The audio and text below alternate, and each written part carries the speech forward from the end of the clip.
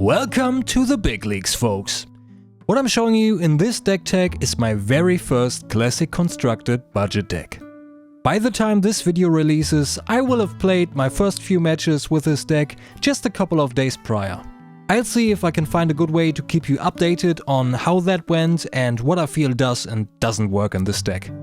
Since this is my first time playing CC and I have no clue what I'm doing, this will be a good opportunity to give you some insight on how I build a deck for a new format or even a new game.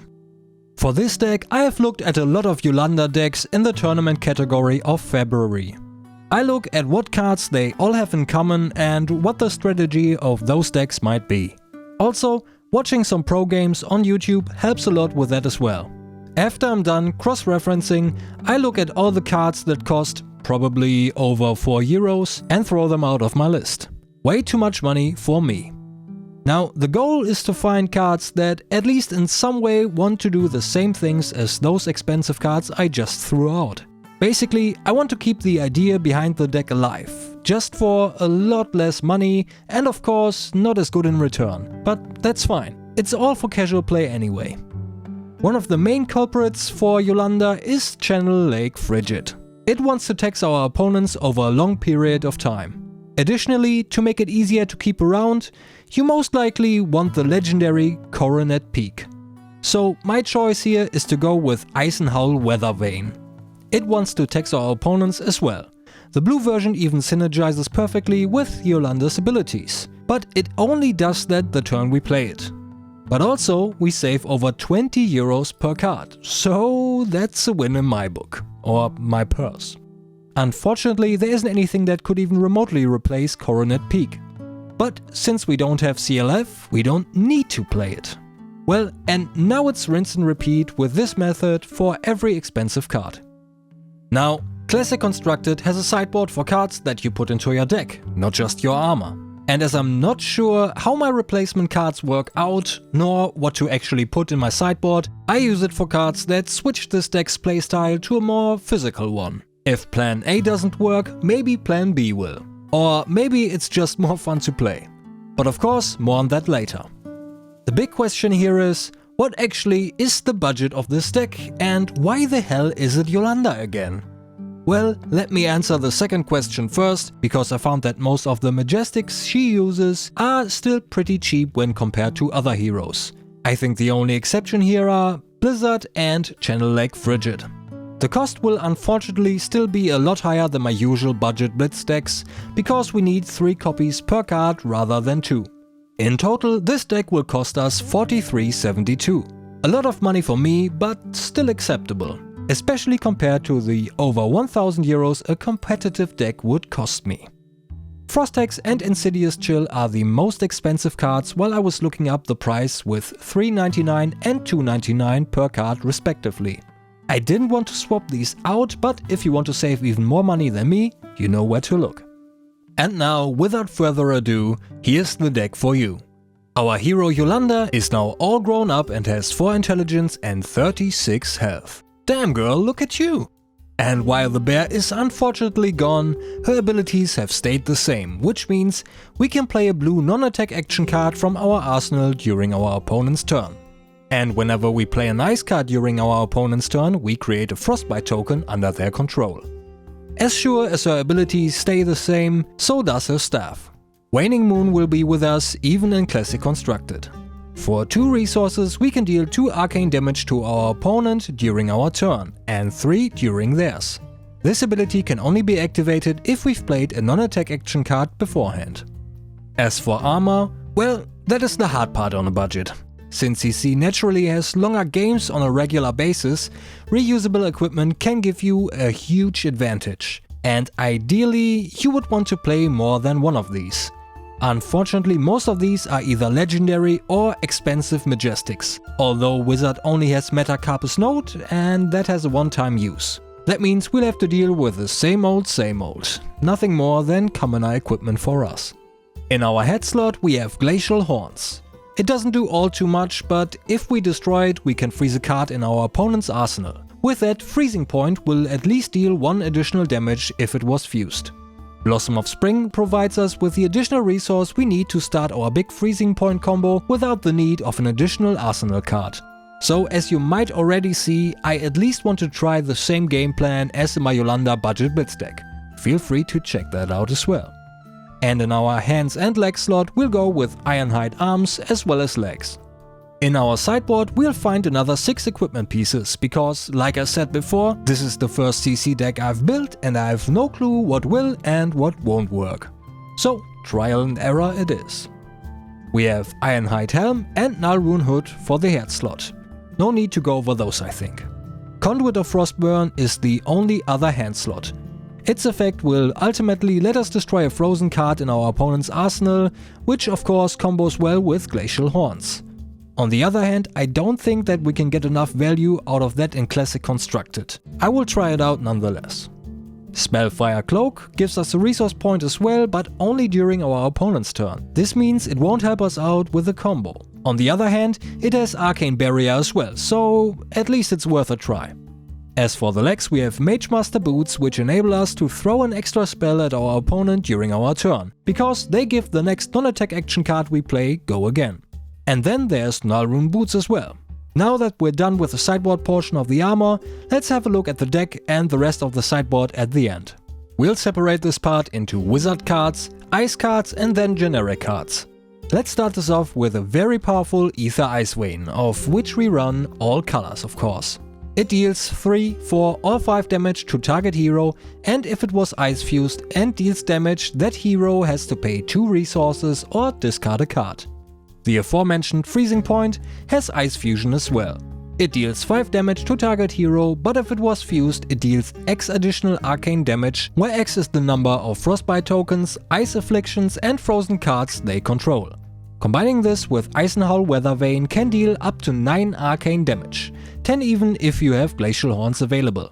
Just remember that you either need 4 cards plus Freezing Point or Weather Vein in Arsenal, or Blossom of Spring up.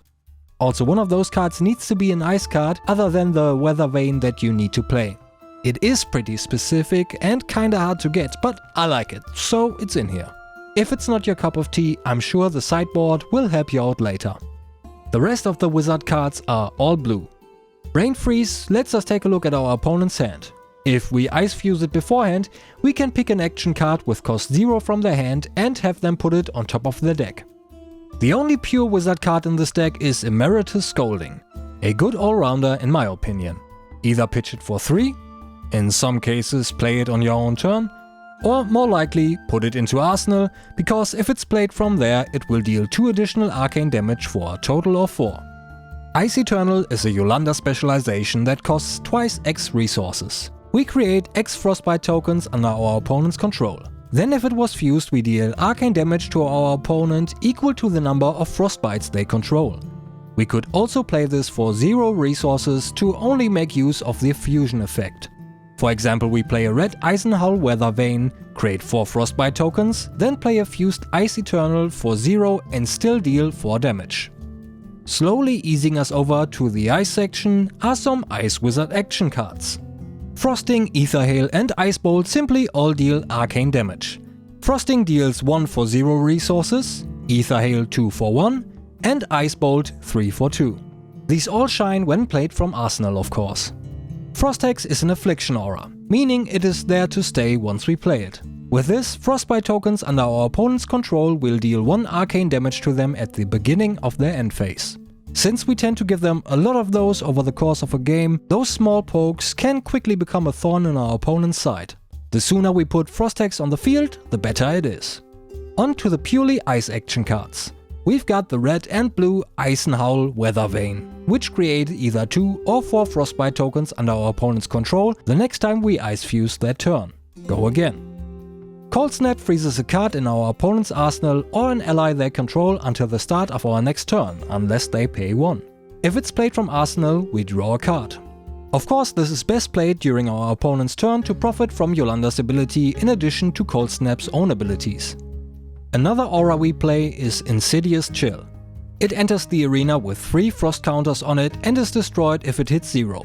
Whenever we ice fuse, we remove a frost counter from Insidious Chill, and if we do, our opponent either pays 2 resources or discards a card. The last ice card is Polar Blast. Our opponent either pays 1 or our next attack action gains Dominate. If it's played from Arsenal, we get to draw a card. A great way to make sure our attacks connect, or we can play it on our opponent's turn to give them a Frostbite token, activate Waning Moon and draw a card. The choice is ours. Already we are at the generic section. Fjendal's Fighting Spirit is our first attack action card. It deals 7 damage, and when we attack or block with it, if we have less life than our opponent, we gain 1 life. Wounded Bull deals 7 damage also, but if we have less life than our opponent, it gains +1 attack. Sink Below, because yep, of course it's in the deck, it's just too good. And then there's Energy Potion. Saving these up for a big freezing point turn is a great way to benefit of the 2 resources it gives us when we sacrifice it at instant speed. If push comes to shove, we could also put it into Arsenal, play it on our opponent's turn to activate Waning Moon, and then use the resources to activate it. But I would only recommend you do that if you can beat your opponent with this move. Now back to the sideboard, as we do have the non-equipment cards left to talk about. If we find that Freezing Point just doesn't cut it, we could switch our game plan to a more physical style of combat. That's actually more in line with the competitive meta as well. Take our Freezing Points and the red Eisenhowl Weather Veins and replace them by Scar for a Scar and also my favorite Outsiders card, Wreak Havoc. At this point everybody and their mama knows what Scar for a Scar does, but let's take a closer look at Wreak Havoc. It attacks for 6 and defense reactions can't be played to its chain link. If it hits, we can flip a card in our opponent's arsenal face up and we get to destroy a defense reaction in their arsenal as well. So at the very least we get information on hit, which is also beneficial.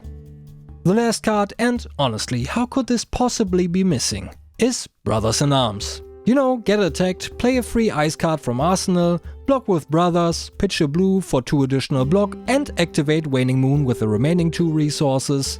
Still best played with Jolanda. Of course we will switch it in if we run into a lot of physical damage. And this ends my first excursion into the, for me, unexplored territory that is Classic constructed. Let me know what you think of the deck. Remember though, all I do is for casual play on a low budget. Like I said at the beginning, I will think of the best way to keep you updated with my first experiences of playing this deck. Also, this is the first time I put it off until the end, so let's see how that works out. If you enjoyed this deck tech, then please consider subscribing and liking the video. There will be a lot more Commoner and Budget Blitz deck techs coming your way. And maybe more Budget CC as well? We'll see. But for now, take care of yourselves and I will see you in the next deck tech video. Or maybe not, because we're not done yet. It's actually kinda good that I couldn't finish the video on time. Because of that, I can put this at the end. So, I played my first match of CC with this deck and unfortunately it was the only game. Because we had quite a lot of decks in other formats to test out as well. It was against my friend playing a Reinhardt deck without any budget restrictions, so it was sure to be an uphill battle right from the start. Let me start this by saying that playing CC was a lot of fun, but that was mostly because it just felt like any other Flesh and Blood game to me. After a legit shuffling for 10 minutes while yapping away with my friend, we were finally ready to start the match. And I was immediately greeted by the first shuffle curse. 3 red cards and 2 of them were identical. That pattern then continued for another 2 to 3 turns. And in that time I managed to get away with only losing 14 life or so, and then I got into the groove. Stalling out my opponent with discarding cards and Frostbites while dealing damage. To make a long story short here, in the end I lost 20-0, but it didn't feel like the match was unwinnable. I managed to deal a total of 32 damage with them gaining 12 life back over the course of the game. The first shuffle curse just struck really hard at the beginning and that broke my neck in the end. Once I started to draw normal hands, I totally felt like it was a winnable match, and it was just way too late for those hands, unfortunately. Now to the Freezing Point Eisenhowl Weather Vane combo. I never managed to pull it off, let alone get those cards in my hand at the same time. While I could use the Weather Vanes, Freezing Point was a dead card in my hand 100% of the time, which felt really bad. So I would say maybe you could try it if your playgroup plays on a low budget as well. Otherwise, replace the Freezing Points and Red Weather Vanes with Scar for a Scar and Wreak Havoc right away. It's just way more consistent, and consistency triumphs over a cool combo most of the time. Also, if you'd want to get rid of these two cards, then you could remove Glacial Horns and replace them with Ironhide Helm for now, and you could remove Conduit of Frostburn as well, of course. Also, I'm considering a few cards right now, but there are no concrete plans for me to add them yet. I'm going to list them nonetheless, of course. The first card is Channel the Bleak Expanse. My opponent actually drew a lot of cards, which was a pain in the butt. Channel the Bleak Expanse could stop that from happening for a few turns at least. Also, it could be played from Arsenal at instant speed and create a Frostbite token as well. The second card would be Exposed to the Elements, because it is an instant that can get rid of equipment with 0 block value if we Ice Fuse it. Well, unless our opponent pays 2, but that would get rid of a card in their hand in return, so yeah. And then I'm also considering Winter's Bite. Not sure if I choose the red or blue version though, but getting rid of more hand cards felt like a valuable strategy on my budget. And that concludes my thoughts after my first CC match. And with that, I will say goodbye for real this time. Take care.